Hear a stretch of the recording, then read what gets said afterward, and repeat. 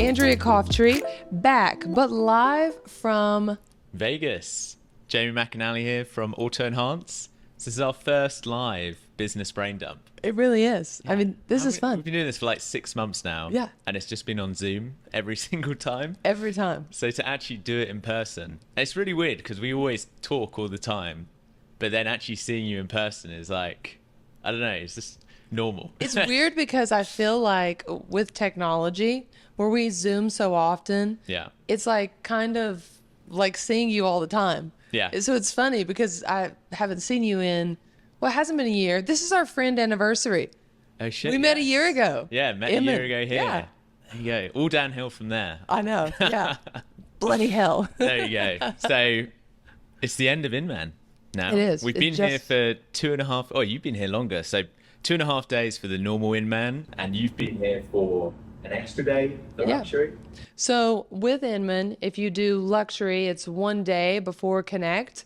And the first day of Connect, luxury kind of bleeds over for a few hours of that day.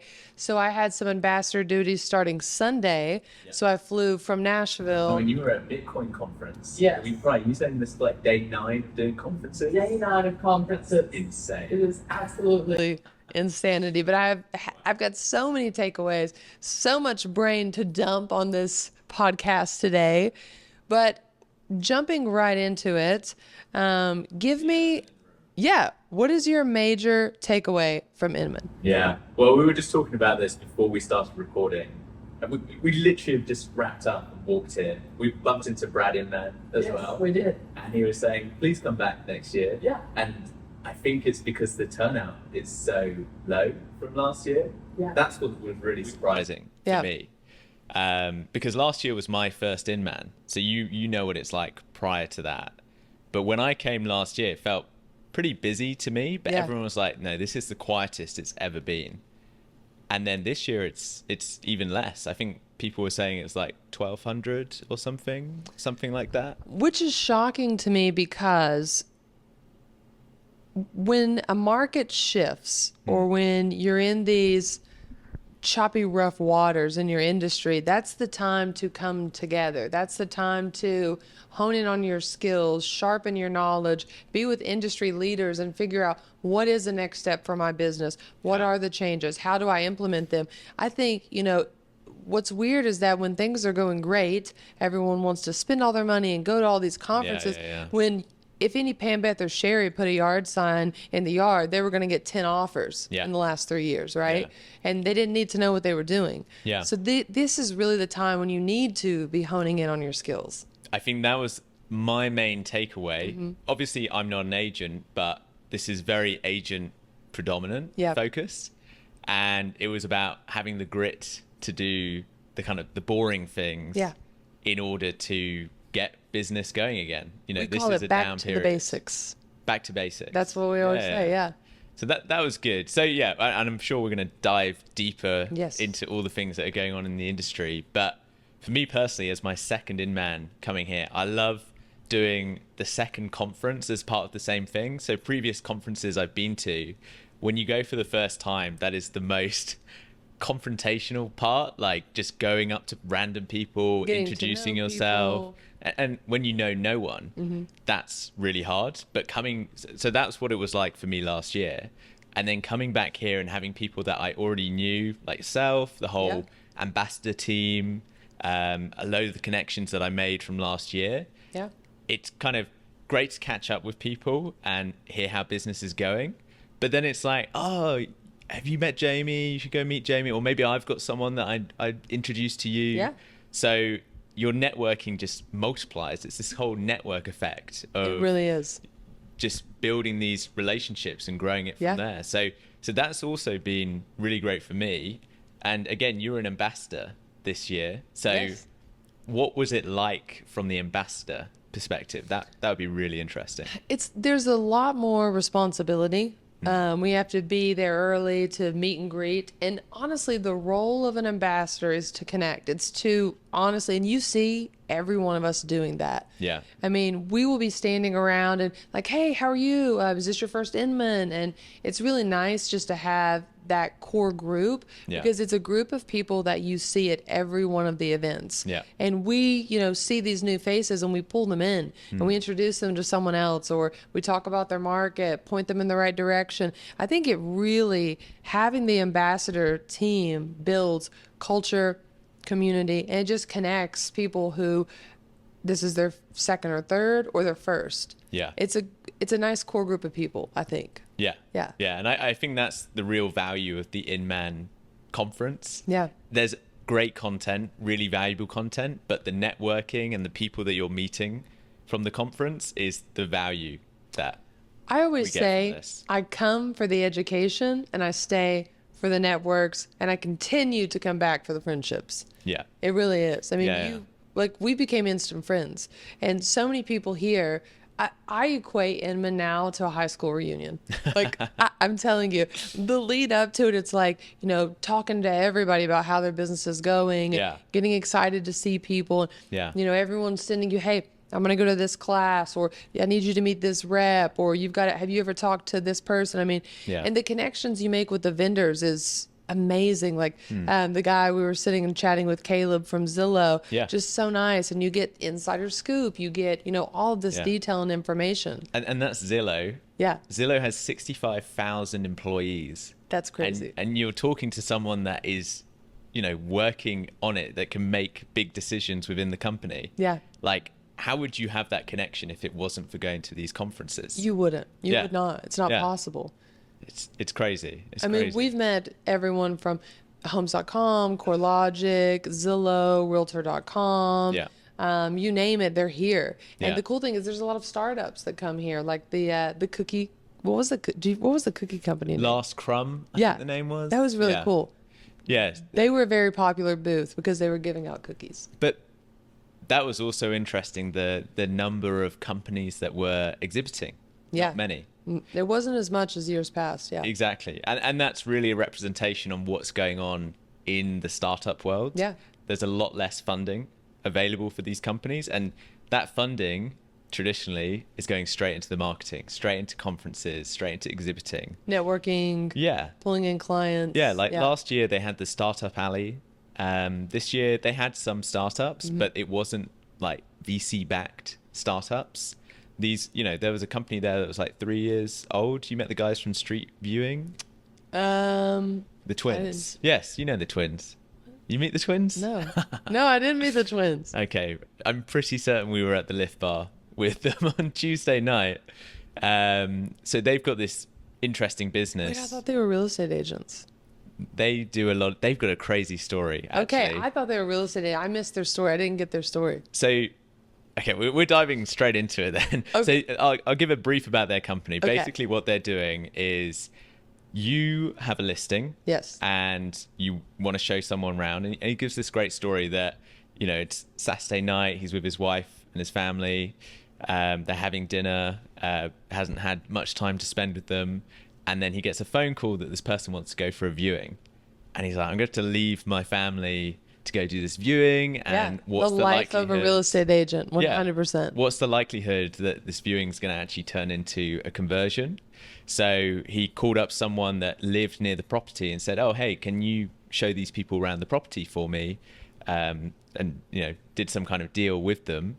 And it, just that idea that you could get someone else to show you around the property. Yeah, well, they're supposed to be a licensed agent. Yeah, I think they're a licensed agent. Okay. Yeah. But this is a concept that's happening in the UK as well. There's a big company called Vuber that have been doing this. And the property that we recently got, that was a Vuber person showing us around the property.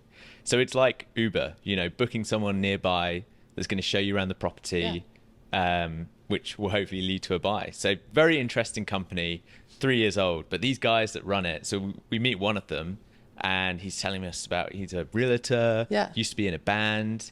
And then you meet his brother who's twin. So it's like looking in a mirror, and he's like a national axe throwing champion. That's crazy. There's so many crazy people here. Wait, weren't that you one of them meet. like playing in like almost Olympic soccer too or something? I swear I think Not that was soccer. them. I think it was like Okay, a Super but Bowl or something. I do want to say, because I have to, we are unfiltered and raw.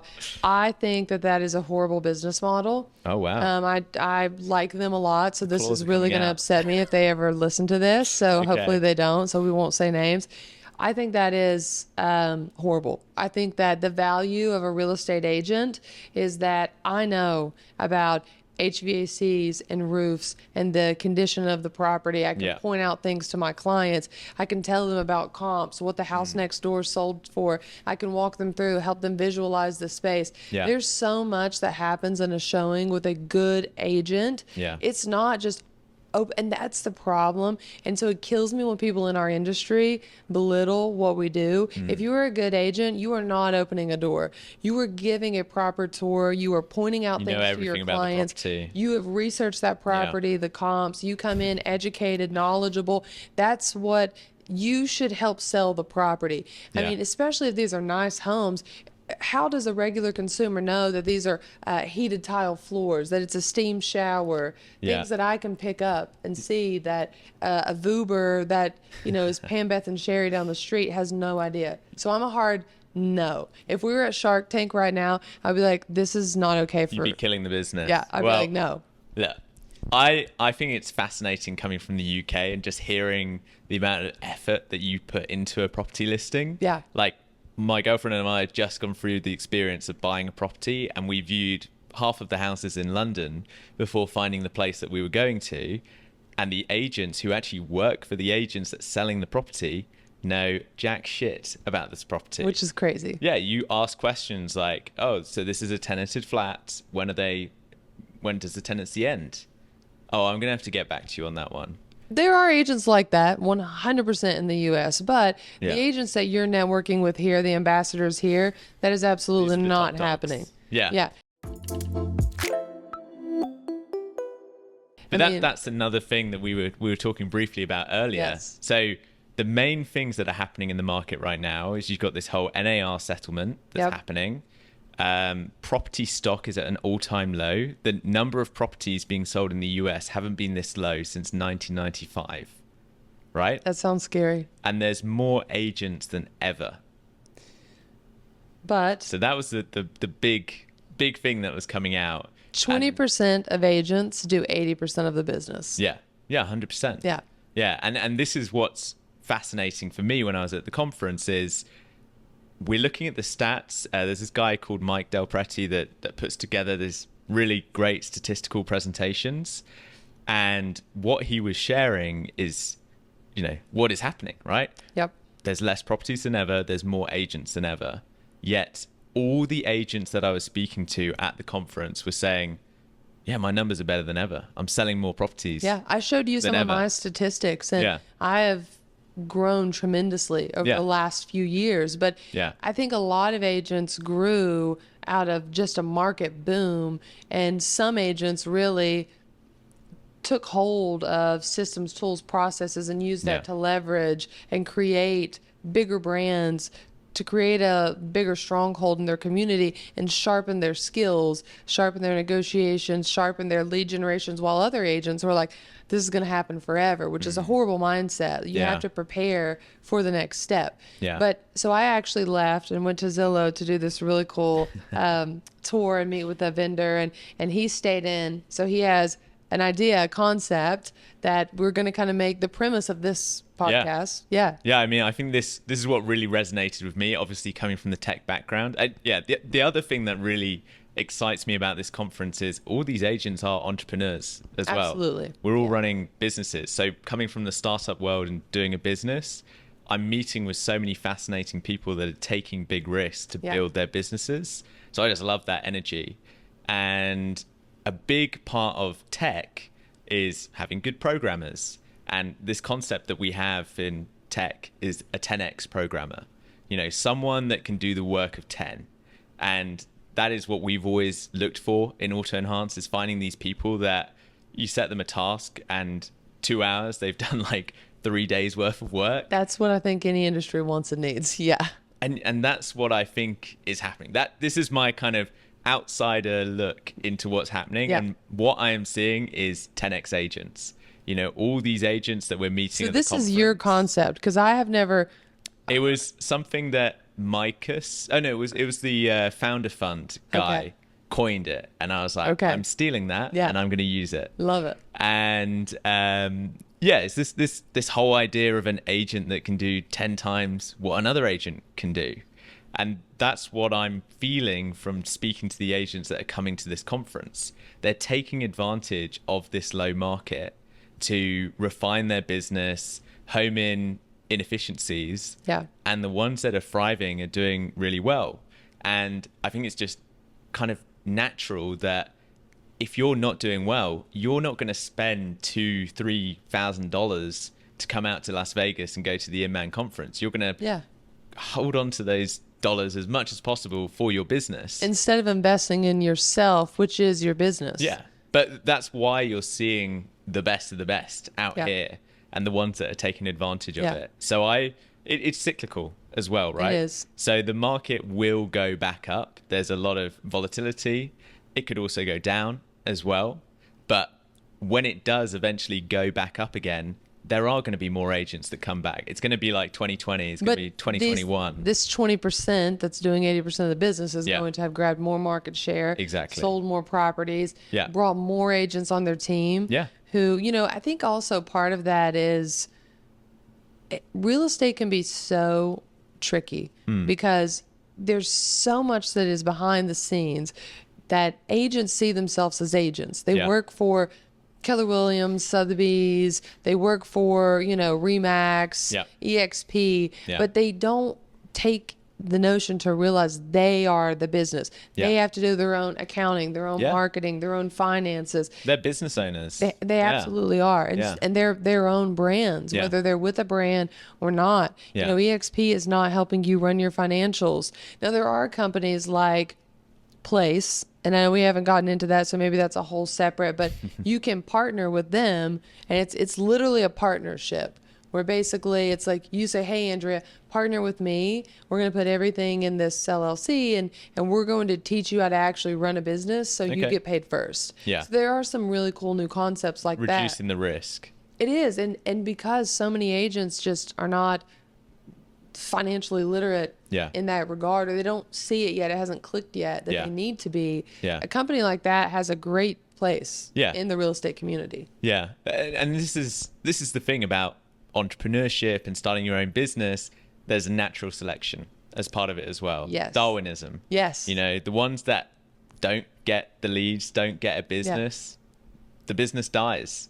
And it could just be that maybe your proposition wasn't right, timing wasn't right. There's so many reasons why it could not work. But if you're not prepared to learn and adapt and grow, then your business is going to die. You really don't even have a chance at that point. I mean, you're trying to force something that won't happen. And I think for a lot of people that's what they're going through. You were saying like the number of agents, we won't know about how many agents have gone out of the market till next year, is it? Really, because once, if you think about it, you've paid your dues, you've paid your membership, you've paid your E&O insurance, you're good for a year. You can't really get that money back. You don't get that money back if you go into escrow. But people aren't going to resubscribe. Right, so renew their license. So I think we'll see a lot of people who either don't renew their license, put their license in escrow, or just hold on to it, for friends, family type situations. But there are a ton of part-time real estate agents, which does not mean that they're not good real estate agents, but that is extremely hard and difficult. I mean, I don't know how they're able to pull that off. So, have a 9-to-5 and then somehow sell real estate. That's crazy. That was some of the numbers that they were talking about, how so many are having to supplement their income by doing another job. And, I've seen through you and some of the other agents that are here, like, you got to work bloody hard to even do real estate, and then you got to do another job on top of that to supplement your income. Like, I don't know, that's things are going to go off the rails by doing that. I can't see how that is viable long term. So we're kind of talking right now. We've talked about our main takeaways. Yeah. We've got the 10x agent. Yeah. We're talking about Darwinism, natural selection. So and we're kind of talking about things that people aren't willing to do or to put into their business that they should. Yeah. So here's an important one that Actionable I think insights. you and I both have openly said we struggle with follow-up. Yeah. And I want to follow up so much. And it is gut-wrenching to me when someone has to ask me for something that I'm like, God, I had that text typed out. I know I hit send and the text is sitting there. Somebody grabs you and you didn't hit send. So, follow up. You thought about your client or some situation and you go to do it and somebody else pulls you away. Yeah. So how important do you think follow up is? Well, this is another talk that you missed. Yes. Oh, where was I? And I'm going to get onto why you're missing all these talks as well. But again, it was Mike Del Prete again. This is the main topic. That was the one I missed of his presentation. You need to go back and watch it. I will go back. I really enjoy it. Inman is live streamed as well, so any of the you can tune back in. You can go back and watch that. Actually, we can link that one. I can get us the link. We'll link this Mike Del Prete one and 100%. And he got on stage and he was like, in the news today, all we're hearing about is like these crazy things that are happening. There's the whole NAR settlement that's happening. AI, of course, I'm a bit biased. We should get onto that.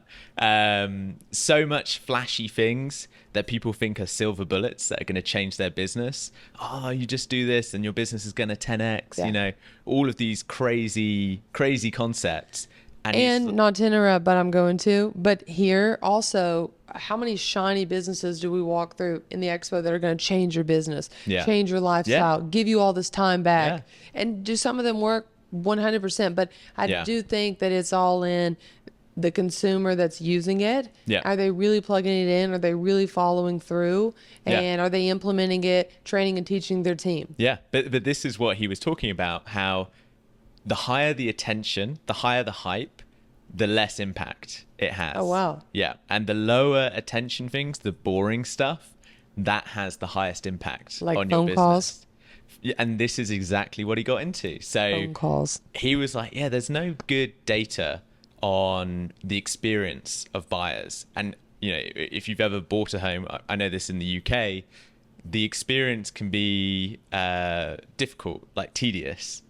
And so he got, I think it was like 150 people, I can't remember, and he got them to pretend like they were going to buy a property across the whole of the US, many states, and I think it was over 40 different brokerages that he was reaching out to, and he went through any experience. So he got these people to go through Zillow as a lead, he got them to go to open houses. He just tried to explore all these avenues with this army of people across the states. And what he found was that 62% of the time, the agents from all of these agents that he did it with don't follow up. That's crazy. He had people going to open houses that were really eager to buy and, they had to make it as believable as possible. No calls coming back from it. He had people filling out the Zillow form. No phone calls from that. That is insane. Yeah. That is insane. And that, what he was saying is, that is the opportunity right now. Simple things like following up with leads, scheduling time every day to just go through your list and check that you're following up with these leads that are coming through, getting systems in place with your team to follow. That to me is why you have to have a good CRM, customer resource management tool. It's not even that though. It's funnily enough, it just reminded me of when we were talking about eMyth and having these systems. And there was a guy that went on stage from LA. He's Ben. Do you know this guy? He was on with Niall from Serhant. He's a big guy. He's out on TV, reality TV. We'll need to put up his name. Ben something. Okay. Yeah, and he was saying how every day he has an hour, 4 p.m. every day. And that's when he goes through his leads and he checks back in with them, keeps them going forward. Which is amazing, yeah. He's got a system in place and that's what he gives to his team. So he has a system in place, but you have to have a tool because from our end, I mean, you've got open houses. While I was here, I had a client reach out to me from 3 years ago. I've had people reach out from 5 months. Yeah. So yes, I think lead follow-up is extremely important. Yeah. But I do think, you have to walk a thin line of people don't like at a certain point. Yeah. It's like, okay. But 62%, you know, that's crazy. It is just doing the simple things, the boring things. You have to have the process to create a good business. For sure. Yeah. Pick a day, pick a time. I love that. Maybe that's something we need to like implement and then give a follow up on. Maybe you and I like let's pick a day, pick a time, 1 hour, following up with inquiries, leads, clients, old clients, new clients. Like you have to talk to somebody for literally we have to set a timer, 60 minutes. Let's do it for like 30, 60, 90 days. We can pick and then report back if it changes our business. But the main takeaway I got from this whole presentation is actually the boring stuff is what's making the biggest impact. And that's what I felt with my business as well. Like there wasn't a silver bullet that helped us grow rapidly in the last year. Yeah. It was boring stuff of, you know, making sure the team were right, making sure we were doing quality checks on the product. Like it wasn't something where I'm going to get on stage and blow people's minds. It's not a Steve Jobs thing where I've got the iPhone. It wasn't your TikTok. yeah, exactly. It's not something that people are going to go, wow, Jamie's just told me something amazing. It's going to change my business. I'm going to implement this. It's just simple, boring stuff that you're making sure you're getting in place and the business runs so much smoother. So I just found that as a great takeaway. And on that topic of follow-up, you also had an experience external to the conference around follow-up, your shopper. Yeah, so the reason we chose really relatable content to talk about follow-up was because we were sitting at Lift Bar just networking, and I was like, I'm really going to tell you this crazy story. So I have an amazing essay at this store that I love here in Vegas. And What's we an met essay for? Like a sales associate. Okay. Yeah. Yeah. So he's a sales associate at a high-end brand here in Las Vegas. And I've bought, every time I come, I have to go, I'm like, I have to go see Sean. I have to go see Sean. And, you know, I was so loyal to him. Like, I would not have bought a Bottega bag anywhere in the world if it wasn't with Sean. Wow. I would take a picture, send it, be like, can you get me this, you know? But I wouldn't waste other sales associates' times. I just would, I'm fine. I'm just going to kind of browse around. Okay. So he made a big change and he left a brand and, you know, went to another brand. Right. So there's a lot of different ways that you could do that. You could keep it quiet. You could keep it hush hush. You could not follow up, not reach out to your old connections. But I was actually in Scotland. Brendan and I had come to visit you all, and I was at the airport, and I was in the Louis Vuitton there, and I saw these pair of pink sunglasses that I really wanted. And Brendan's like, "Oh, hurry, our check-in's ready." So I'm like, "Oop!" I put them down. I take a picture. I'm like, "I'll have to look those up later." I don't have anyone that I work with at Louis Vuitton or anything like that. I don't have a connection or whatever. I'm like, "I'll find these on Google Image." Go back home, kind of forget about the sunglasses. This SA that left brand A and went to brand B sent me this huge text about how appreciative he was of my commitment and time with him, told me about where he was at, why he made the switch, why the switch meant something to him. And I was like, that's so crazy, Sean. I literally just saw these sunglasses. Can you get me these? He was like, yes, I can get you those. So I mean, he's sold me quite a bit since, right? Sure. Yeah. So it was extremely powerful. He did not need, and I'm a regular person. I'm not someone who's buying regular person. Yeah, I'm not someone who's buying crazy I think you're propping up the luxury economy here. I might be. So I'm not someone who buys crazy amounts from him like some of his other clients do. So it felt to me so, wow, Sean cares enough about me to tell me about his move when it was for Sean, of course. This is client connections. It didn't feel that way, the way he came across it, which was just brilliant and beautiful. But that's the relationships. That he was so while we're at Inman. This is where it gets wild. This is where it gets crazy. So that's the great story. That's the great side. That was follow-up. That's the way how it should be done. That's how it should be done. So here at Inman, I had the opportunity to go to a kind of behind the scenes meet and greet with some managerial staff and such at Celine. It was a beautiful event.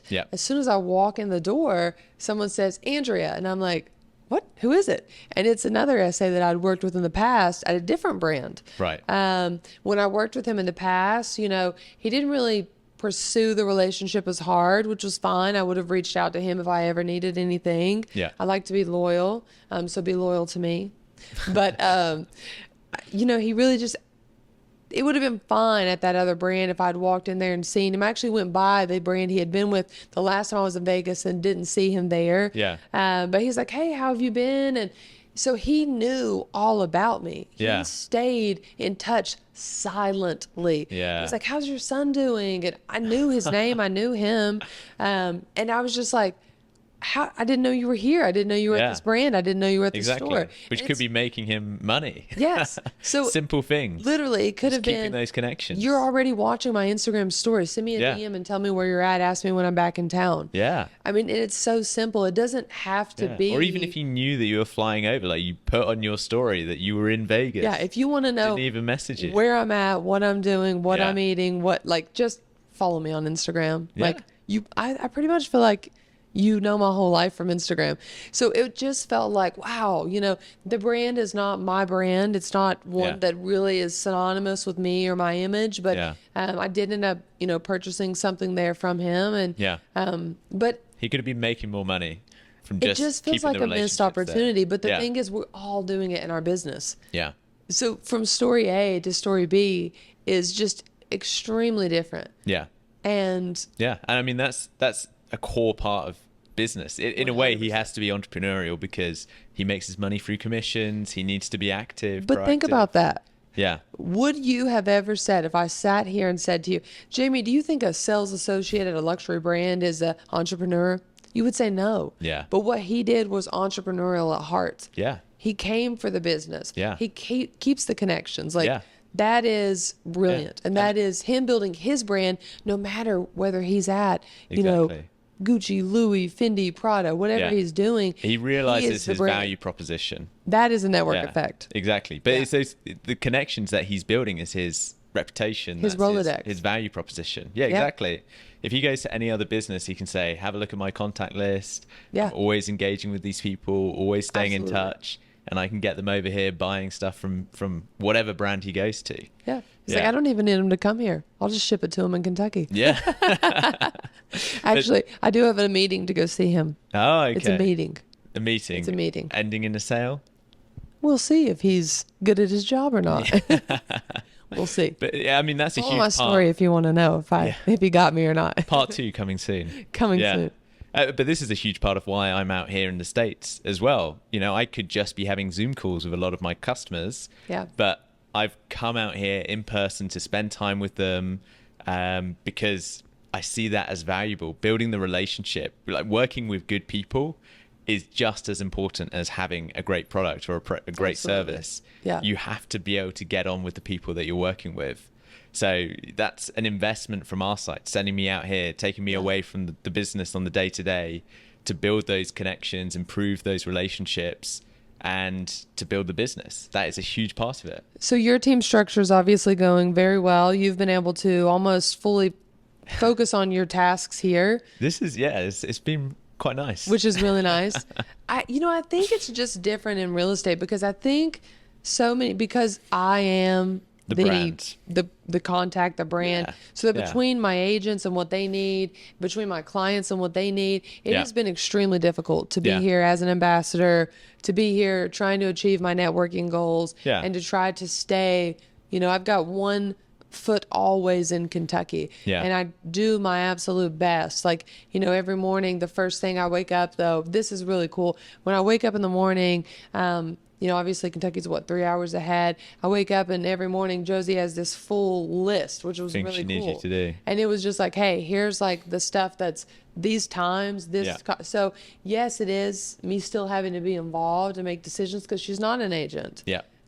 She's the admin. Yeah, but she's making it easier for you. Absolutely. To get it done. It's like, here are the actionable items, like these things need to happen today. Yeah. And that has really I've spent less time, which is crazy because you've seen how much time I've spent. I just like observing everyone at the conference, and I see all the agents having to put out fires. I've heard so many people saying, put out a fire. I've got to go put out a fire about 40 times whilst I've been at this conference.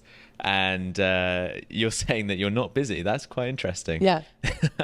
Which is crazy. I'm telling you, I'm extremely busy. Yeah. I'm extremely blessed. I'm so grateful at the opportunity to work with every single one of my clients. Yeah. When it's going good, when it's not. Yeah. Being able to meet them on the other side of something that is, I mean, it's just amazing what we do. Honestly, it is a very amazing industry. I love everything about real estate, but it is very hard. But at the same time, like the fact that you can keep things going forward in Kentucky whilst you're out here is in amazing. Vegas. You know, if you had to have a job where you couldn't work remotely like that, that would be really hard. There are obviously elements where you need to be there in person. Yeah. But the fact that the business can keep going whilst you're here is great, and that things are getting better. For me, though, last year when I came, we still hadn't really implemented systems. So it was like I still was working and keeping on top of things. And we had our daily calls as well, which I got out of for the conference. But then Friday, I had to wake up for like 4 a.m. or something for a call. To do the call, with the 8-hour time difference. And I had to do like a presentation of what we'd done at Inman. And it's quite hard to do that. Whereas now it's a really nice place to be. Like the business is ticking away. Everyone knows what they should be doing. So you're starting to work on the business, not in it, because that's you working in it. Yeah. Like that's you in it. And the thing is, I love to work in the business. I love to help the agents, but it is hard because there's also, you're here for a very limited window. Yeah. And you've got these vendors, these partners, these connections, and you've got this. It's a lot. It is really a lot. It feels like, oh, they're just sitting in a class, or I had to miss a lot of sessions to step out and take calls and to do contacts and contracts and do different things like that. But I think your systems are really working. I feel this trip, because I'm on day 9 of conferencing. Yeah. So this is the best isn't it? that my business has ever ran without me there. Yeah. Yeah. Between having the new property manager, between Josie really stepping up, between the agents pulling their weight, and trying to take accountability for their clients and their Rolodex, it has been the easiest, which is crazy to say, but it has been. So yeah. And I think from the outside looking in again, not really that, but the fact that our businesses are very different. You know, different. For you, it's that engagement, it's keeping up with the leads, it's pushing these deals forward. For me, it's very much like we just need to keep the relationships, the product needs to get better. So it's just the different ways that it operates. But for me, that allowed me to really focus and make the most of the conference, make some really good connections from it. So I like where things are going. You've been networking hard. You've been networking hard. I think I said this on the previous podcast, and I just have this pressure that we've spent all this money and I need to meet as many people as possible. You've met a lot of people. And I just go up to people, shake their hand, introduce myself, and then the conversation gets flowing from there. I feel like we're a very, very dynamic duo when it comes to networking. Yeah. We talk to everyone. Yeah. And we introduce each other to everyone. Yeah. And I love having that, just rapport where it's like, oh, who did you meet, or who did you meet, or hey, this would be a good person for you to talk to. Yeah. I've even actually, funny enough, I was at a totally different conference. I was at Bill Howe. Yeah. And I was like, oh, you hold on. introduced me to. I stopped right there and sent you an email with the owner of the company. Like, you guys gotta connect. Exactly. Yeah. And that's the great thing about these conferences. You just have that network effect, and it's serendipitous as well. Like, I did a bit of research on who's coming, but you never really know who's going to show up. Right. And you were chasing a ghost, I hear. Yeah, never found my ghost. Yeah. but I would say networking effects, in order to make networking effective, you have to leave a lasting impression. Yeah. You have to you stand out because of your accent. Yeah, that's quite handy. Yeah, everyone's like, oh man, so nice to meet an Australian. I'm like, I'm actually from the UK. Yeah, somebody else said that to you today. They were like, I've had it so many times. Yeah. Yeah. So yes, that is unique. Yeah.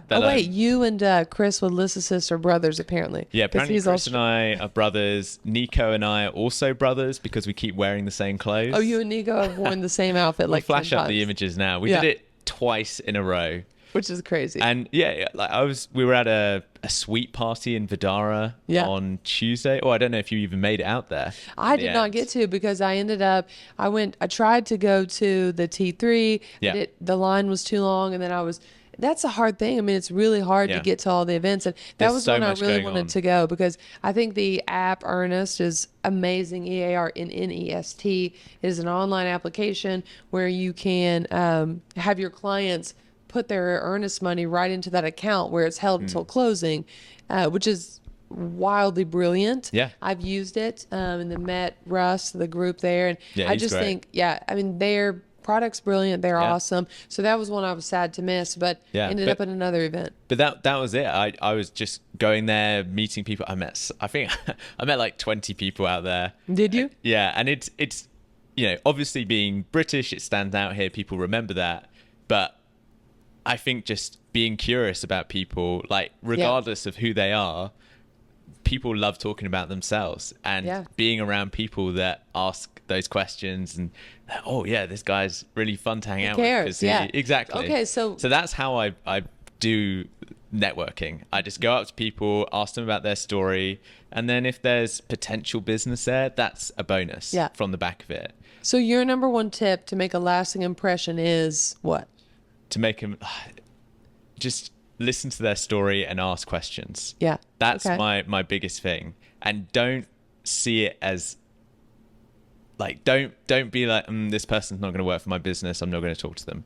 Yeah. Because you really never know who they know too. Exactly. Yeah. They may not be the person that's going to grow your business, but then the next day you're out, you're walking around the conference and go, hey Jamie, have you met this guy? And then that's like an amazing opportunity for you. Yeah. Or you connect on LinkedIn and they see your post and they're going to share it, and then someone in their network is going to see it. So it's really just making the most of the people that are here, and it's serendipitous as well. Like I bumped into the guy from QB Casa here, which is someone that I wanted to speak to, and he was like, "You're Jamie. I was going to reach out. You're like on my list of people that I want to talk to." I love that. Yeah. So you just have these spontaneous moments, and when you're in a Vidara suite, it is not when you're going to be nailing the business, but you make that connection, you have a good time, you show that you are actually a fun person to hang out with, not just there to make money. Yeah. And then the next day you have a better conversation and you can get more into the details, and it's just starting that relationship really. Yeah. So that's my main takeaway, is just introduce yourself and be curious and ask lots of questions. Yeah. What about for you? I would say, like I said earlier, I come for the education, and that's the course. There's not a ton of networking and connecting. So know that if you're just not great at conferences, or you're nervous about them, or you're going to one, the course is to get your brain revved up, to learn, to see some of the speakers. The networking is after that. That's the happy hours, that's the evening events, that's schedule a dinner, schedule something, not a show, something where you can talk and meet and mingle. Don't be scared to go to the events. That is when you can talk to people. I don't want to talk to you sitting beside of you when I'm here to listen to the KCM crew or somebody. Like, I'm here to listen to this, like I connect make the most afterwards. of this. Exactly. And for me, so my question to you is, how do you make a lasting impression? I think you can make a lasting impression by knowing your niche. Like, as a real estate agent, I got this friend that I just adore, and he's told me his city and state, but it's just not memorable. It's not that the city and state isn't, and this person is wildly rememberable, but dress like you. Have your niche. Like, what is it that Jamie looks like, or what is it that Jamie does? What is it that Jamie wears? And what connects Jamie to the purpose of you being at the conference? For me, I need everyone to know when they think about Kentucky, they think about Andrea. So I talk a lot about bourbon. I talk a lot about horses. I talk a lot about Kentucky. Oh yeah. Let's give me the impression. Go ahead. Oh man, I love me Kentucky. Go to Bojangles. Yeah, but really, guess what? People now, they're like, oh, you're the Kentucky girl. That's what I want. I don't even need them necessarily to, because they need it, and it's also something that breaks down the barriers. I'm not like, so what was your production last year? Or what's your application? Or how can you benefit me? Or how can I benefit you? It's like, let me tell you about me, my city, my state. And that's important, because I want to remember who works in what areas. That's important for me for referrals. And I want them to have something to talk to me about. Because you might want to come talk to me and you feel intimidated or uncomfortable, or I'm talking to a big group, or you could be like, hey, how's the bourbon or the horses in Kentucky? Or straight in. It breaks the walls down. again, this is something that I've seen just looking around from the conference, but we were sat together at one of the presentations, and this lady sat next to you was like, "Oh, I just love your outfit, what you're wearing." It's like instant. Like, I think for you, people just kind of spot you. Like, you're always dressed well, so people are like talking to you about what you're wearing. I have on slippers right now. But you're also not scary to talk to. Yeah. You know, when you start talking, you're genuinely interested about who they are and what they're doing. And no matter where they are, who they are, or what they are, I'm interested in the person. Yeah, exactly. Yeah. Even if it's completely irrelevant, I can just see you like talking to other people, and they're like really interested to talk to you and hear about your story. Yeah. So I think that's really how it starts and sparks. It is. And then because you've kind of built this army of people that you know now, you're then going, oh, you know who you should talk to? You should talk to this person. Yeah, I just see you connecting people up. Yeah. And what does that do for me directly? I think it just builds your reputation, though. It does. It does. But you know what? I think as you build bridges for other people, you build your bridge across the way. Yeah. And it's about, you have to care for other people too. And what, give to get. Yeah. But I think the other thing that a lot of people see from you is just how hard you work as well.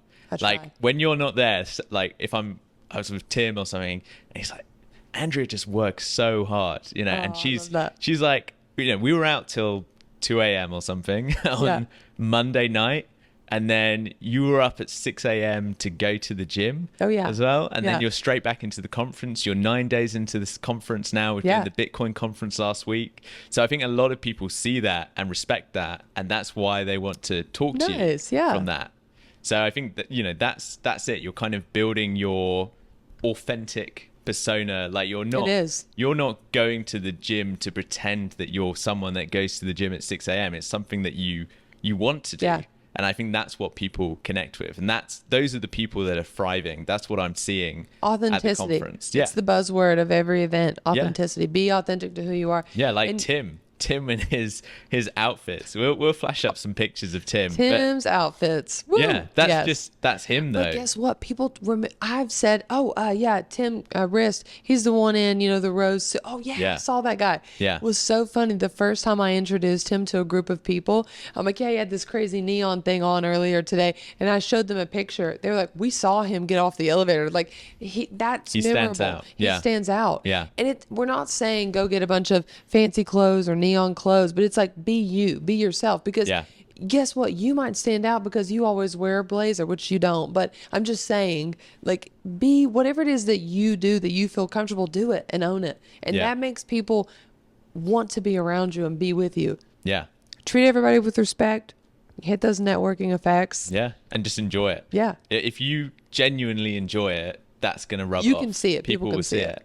Yeah. So I think we're kind of getting to the end now, but I think we're here. The one thing that we haven't talked about is that JFK Jr. was there at the end. RFK. I'm getting so cancelled from America on this trip. So they had a surprise conversation with RFK Jr. RFK was a surprise guest that came in, and Brad Inman, of course, himself interviewed the legend. Brad Inman. I think the thing that I love the most that he said was talking about the prefab kind of modular homes, being able to bring down the price of housing and build quality prefabbed homes so that the normal American can afford to buy again, so we can revive the American dream.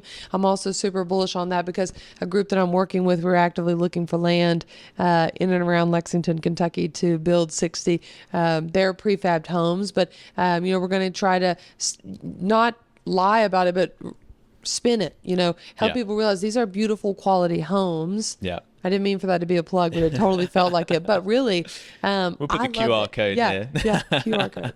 Click here.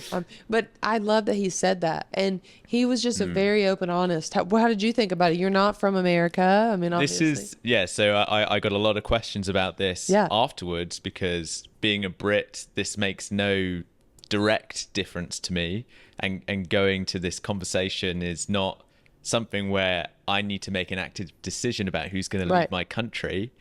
But again, it's this outsider perspective, but from the UK, where our politics is not exactly stable. Wait, this is so dumb, but I'm gonna ask because this is raw footage here. Do you vote for people, or do they just say who's gonna be like your prime minister or whatever? In the UK, yeah. It's not a popularity contest, as in the US, it's based on how many people vote for the president in each state.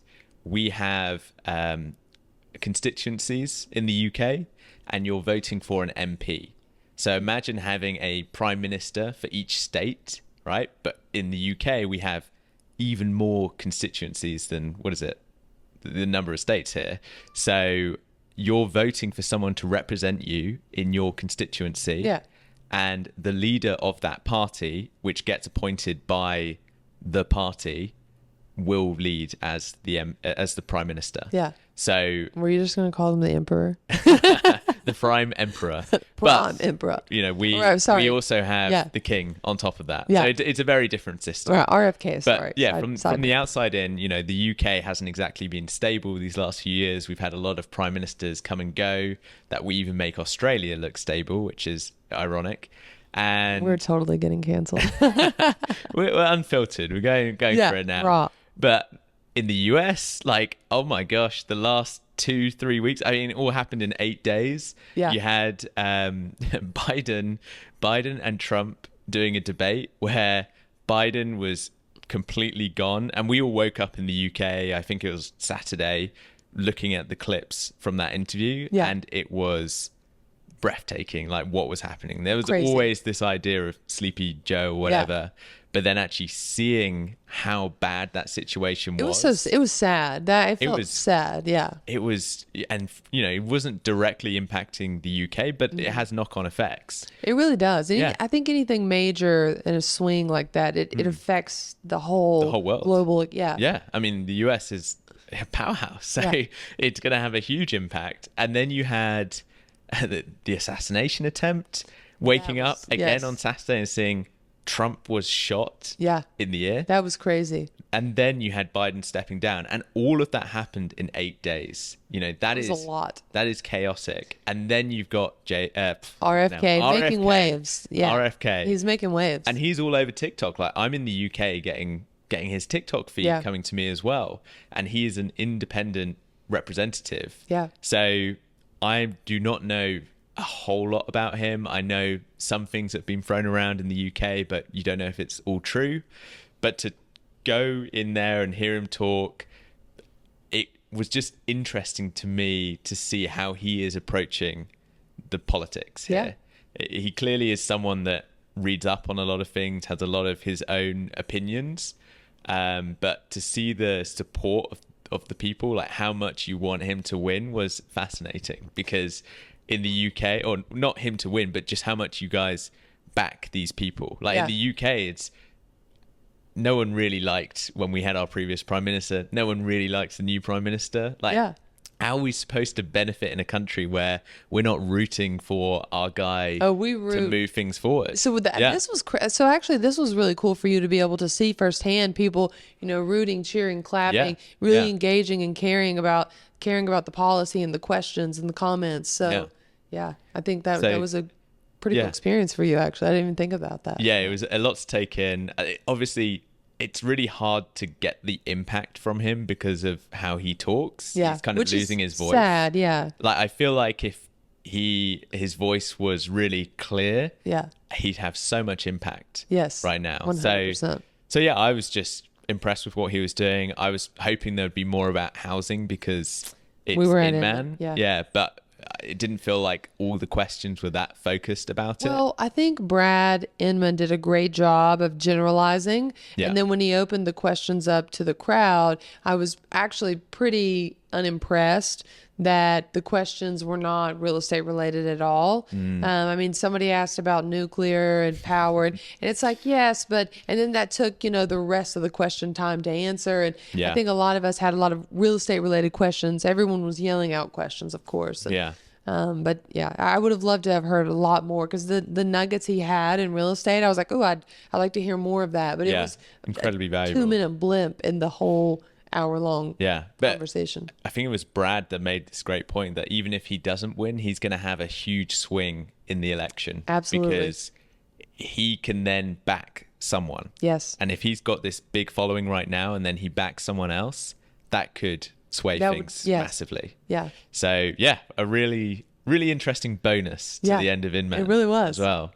So we've had a blast. I hope you guys got a lot of takeaways from this. Yeah. I think that, network, like your life depends on it, like your job depends on it, because it does. Yeah. It really does. Yeah. And also, like for me, that networking thing, when you're scared to go up to someone or you just feel uncomfortable about it, you just got to embrace it. You have go and to talk to people. Yeah. And that's been one of the most beneficial things for my company, not just coming to a conference like this, but just becoming friends with me. Yeah. I'm joking. That took everything downhill, I'm afraid. Okay. Bloody hell. This has been a good roundup. Yeah. I think that hopefully some takeaways from this. Tons of takeaways. We'll tag to a bunch of the things that we've been consuming. You can actually watch the Mike Del Prete presentation. We'll link that. And if there's any further questions about the conference or networking or anything like that, we'd love to hear it. It's been great. When we see you again, we will be in Kentucky. Yeah. So we're taking this BBD podcast to Kentucky. We're going nationwide now. We'll be in your state at a future. Depends on how many people subscribe, like, and comment. Let's see how we go. All right, guys. Thanks so much. See you later.